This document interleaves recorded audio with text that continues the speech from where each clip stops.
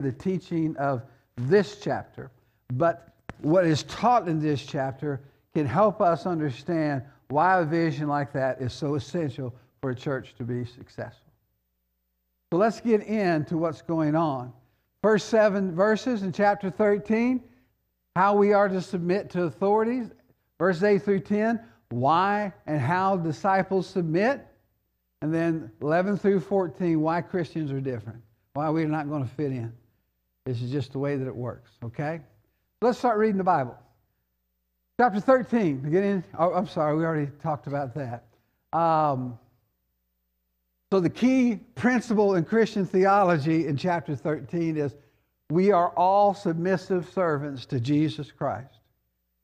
If you want to put a bumper sticker or if you want to put a little note on your mirror in the morning before you get started, don't make that note, I'm good enough, or yes, I can, or God thinks I'm beautiful, or something like that. All those are good and everything. But a good thing you could stick on the mirror and look at yourself and say every day is, we are all submissive servants to Jesus Christ. That's the only job followers of Jesus have. It doesn't matter if you're an elder, if you're a preacher, if you're a deacon, if you're a Sunday school teacher, if you're old, if you're young, if you've been a Christian for 70 years, you've been a Christian for 7 minutes. It's all the same. And we always need to be reminded of that. So Paul says, now let everyone be subject to the governing authorities, for there is no authority except that which God has established. The authorities that exist have been established by God. That is a rule. That's not a concept. That's a fact. Okay? The Bible over and over again makes it clear, whether you're going to talk about Nebuchadnezzar in Daniel, if you're going to talk about Pharaoh in Egypt, if you're going to be talking about Caesar during the times of Paul, if you're going to be talking about President of the United States, if you're going to be talking about armies, if you're going to be talking about police, security forces, whatever. God is the authority over all of these things.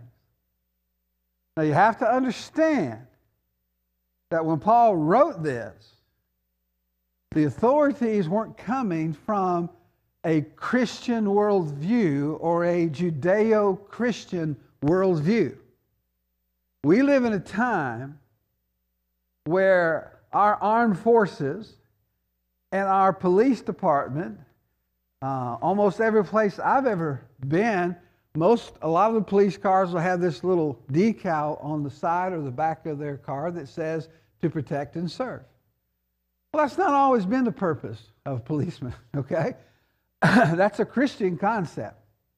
The idea to be a servant of the people is not something that Paul's world would have been familiar with.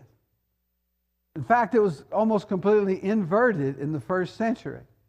The authorities existed to make certain that the people served the government rather than the government serving the people. And this has always been the constant yin and yang of what's going on in our world in terms of politics. Whether you're talking about monarchies or if you're talking about socialist governments, dictatorships, whatever. How do you keep people in control, or how do you keep government in control? That's always been the two things. And generally speaking, our point of view as Western people in the 21st century is that government should exist to serve the people. But it hadn't always been that way, and it wasn't that way in the first century. The people were there to serve the government. And that's hard for us to wrap our head around. But in spite of all that, Paul writes these words. Now, if you have the opportunity to travel much beyond the borders of the United States, and you look at it through the lens of the Christian faith, one of the most amazing things about Christianity is not dependent upon any government concept that men have ever created. You can be in the most repressive government. Right now, people are being put to death in Nigeria because they won't deny Christ. They are being hunted down by Islamic extremists and they're being murdered. And it's finally reached a point that the world's eyes are starting to take notice of that and say, you know, that's probably not a good thing. But there are lots of countries like that. I also want you to know that in terms of our fellowship, the Churches of Christ, they're doing pretty stinking good in Nigeria right now. They're continuing to convert people. They're continuing to teach. And the church in Africa as a continent continues to grow faster than in almost any place in the world, except for the Middle East. And whether you're talking about a place like Yemen, or you're talking about Pakistan or Afghanistan, or if you're talking about Iran or Iraq or Saudi Arabia or any of those places, Christians, people are becoming to Christ all the time, all the time. And it's been that way in China. It's been that way behind the Iron Curtain. And it was that way in the Roman world. It's been that way in the Islamic world. It was that way in the Nazi world, in the communist world. It doesn't matter. The kingdom of God just plows right through it. And oh, by the way, the Bible said 500 years before Christ came, that's exactly what was going to happen. And that's what happens to this day. You say, well, I don't understand how God could let someone like Putin exist in this world, or someone like Hitler, or someone like whoever's in what country we'd happen not to like this time go around. Or even in our own country, how could God let this person be president, or that person be a senator, or whatever it might be. And sometimes people want to know why that happens. And I have the absolute correct answer to that. I don't have the slightest idea. And neither do you. But what I do have is an unshakable faith in the wisdom and the providence and the purpose of God. Now this gets us back to chapter 9. The Jews said, I don't understand why God has let these Gentiles in. You don't have to understand. It's God's right to choose. When people wanted to know why Nebuchadnezzar was allowed to be king, or why the Assyrians were allowed to conquer Israel, or why the Amalekites were allowed, the Philistines were allowed to oppress Israel and all these other things, and they went to God over and over again, God said, don't worry about it. I've got something planned for them down the road. But you're the problem. Don't focus on other people. This is what we do. It's called deflection. People are not faithful to God, and they're not devoted to living God's way. And the first thing we want to do is try to find somebody who's worse at it than we are and say, well, at least I'm not like that poor sinner over there, as Jesus pointed out when the smug Pharisee came and brought his prayer before God. I don't have to be better than you, and you don't have to be better than me. What I have to be is be faithful, and I can be faithful when there's a depression. I can be faithful when there's a war.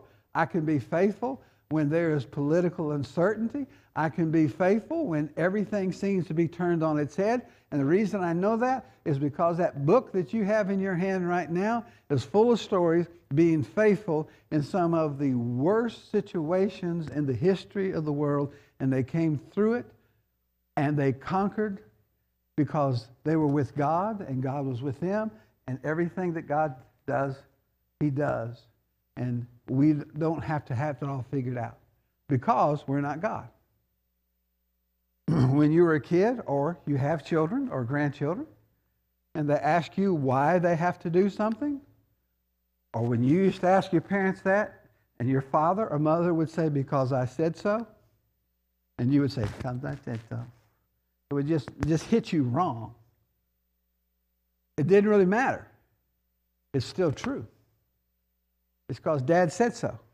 And so go clean up your room, go make your bed, go take out the trash, go mow the yard. When God says so, He calls on us to answer. And this is where the submissive concept comes in. All authorities, the only reason they exist is because God allows them to exist. and they've been established by God. Consequently, whoever rebels against the authorities, rebels against what God has instituted, and those who do so will bring judgment upon themselves. Christians are not revolutionists. And that's a weird concept to a lot of people. When we take the gospel to Mexico, when we take the gospel to India, when we take the gospel to Honduras, as this church is doing, we're not taking a message and trying to reshape their political landscape. Never. Never, never, never, never. And when I take groups down to Central America, I tell them to leave your politics at home. Leave your MAGA hats at home. Leave your Biden t-shirts at home. We're not there to talk about politics. We're there to talk about the kingdom. And if someone asks you, that's fine. If you want to ask a question, that's fine. But you're going to find, if you go to developing nations, that there'll be lots of Christians who are dyed-in-the-wool socialists. And they're faithful gospel preachers and others who have those kind of views. And if you look at the world that you live in, it's not hard to understand. I mean, when you don't have anything, does it really matter if you are a free market person or a socialist? When there really isn't any market at all? And these kinds of things. So, that's why I don't ever talk about politics. I don't ever tell people who to vote for. I don't think it's proper for churches to be involved in political movements. I'm not talking about moral principles. I'm just talking about political movements. But we're not revolutionaries, political revolutionaries. We are fanatical followers of Jesus Christ who want everybody to come to faith in Him. That's our job. That's our only job.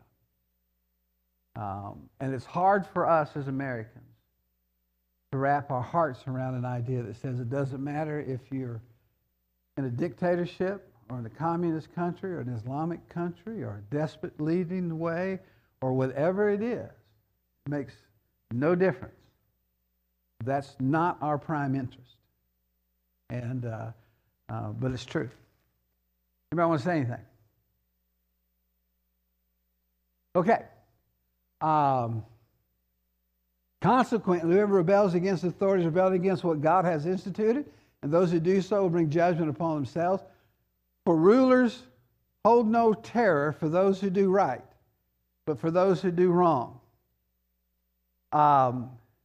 Do you want to be free from fear of someone in authority? Then do what is right, and you'll be commended. For the one in authority is God's servants for your good. But if you do wrong, be afraid, for rulers do not bear the sword for no reason. They are God's servants, agents of wrath, to bring punishment upon wrongdoers. Therefore, it is necessary to submit to authorities, not only because of possible punishment, but because of a matter of conscience. This is why you pay your taxes. For the authorities are God's servants who give their full time in governing. Give to everyone what you owe them. If you owe taxes, pay taxes. Revenue, revenue. If respect, then respect. If honor, then honor. All right, this is where things get a little tricky. Okay? What is a proverb? This is where I think we need to start. That's actually the second question, but we'll get back to the first one. What is a proverb? And why does it matter in this case? Well, we quote from the book of Proverbs. We have our non-biblical Proverbs, Stitching 9. Stitching 9 saves time. Stitching time saves 9. It is a pithy, which means short saying of wisdom or moral truth. That's what a proverb is. Okay? But it's also a general truth and not a specific truth. And that's really important when you look at biblical proverbs. For example, the book of Proverbs says that if you raise up a child in the way he should go, when he's old, he will not depart from that. That's not true in every case. You can do everything right as a parent, and your child can still rebel and flee the faith. Is that not true? Well, then why would the Bible say that? Well, the Bible says that because that is the general truth. If you want your children to be faithful adults, then they need to be faithful children first. But what's also true is that everybody makes their own decisions concerning faith eventually. And if someone chooses not to believe, and you did what you were supposed to do, there's nothing you can do about it. Now, sometimes, and this is changing, but we went through a couple generations, a lot of children didn't want the faith of their families because they heard what was going on at church and they saw what was going on at home, and the two didn't balance out. And that's a whole nother deal. But if you raised your children to be faithful Christians and it did not turn out that way, you don't have to beat yourself up and say, I failed, because that's not necessarily true. They make their own choice. If you want to have faithful adults, then build faithful children. That's the proverbial truth. Okay? A stitch in time saves 9. That's not always true. But it's the general truth. Okay? If you want to get in trouble with the authorities, then go do something wrong. They'll find you eventually, and they'll put you in jail. So if you don't want to fear the authorities, then be a good citizen. And in the way it's supposed to work, you'll be commended. You'll have a good life. Now, sometimes you have people like Saddam Hussein, or people like Adolf Hitler, or people like, I don't know, Attila the Hun, or whoever you want to come up with history that just decides they're going to eradicate people. But that doesn't mean that this concept is false. It just reinforces the reality of how much evil there is in the world because we have fallen so far from God. So, what Paul is doing is painting with a broad brush. Don't fear the authorities. Do the right thing. Do the right thing. I've been a preacher my whole life. A lot of that time I have been self-employed. One of the things I brag about, which I probably shouldn't, but I've been audited twice by the IRS. And I won both times. I went down and I showed them all my stuff, and both times the person doing it says, I wish people kept records like this. Thank you, goodbye. First time it happened, I was so nervous when I was waiting to go in and talk to him, I had a headache right in the back of my head. Second time I said, I got this. I know how this works. And I know that I got it. So the point is that when you're doing the right thing, I mean, we've all been driving down the highway and all of a sudden we see blue lights behind us. And what's the first thing you do? You see blue light behind you. What's the first thing you do? Hit the brakes, and then what do? You look at your speedometer.